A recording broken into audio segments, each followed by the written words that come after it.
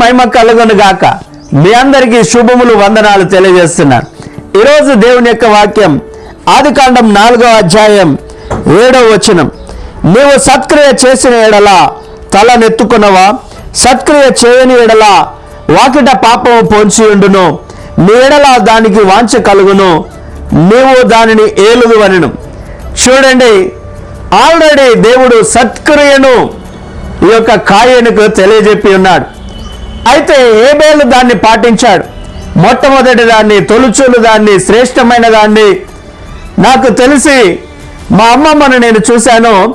ఆమె ఎప్పుడు కానుక తీసుకుపోయినా కొత్త నోటు, అది 10 రూపాయలైనా 20 రూపాయలైనా 1000 రూపాయలైనా కొత్త నోటు వెతికి మరి తీసుకొని వెళ్ళేది.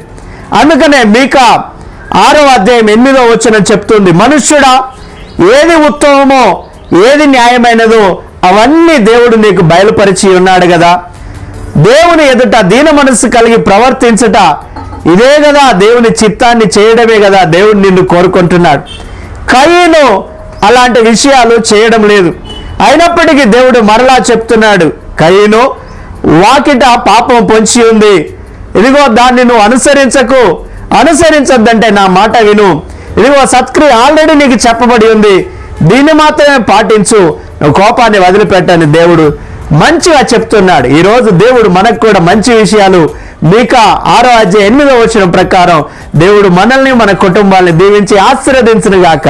లైక్ చేయండి, సబ్స్క్రైబ్ చేయండి, షేర్ చేయండి.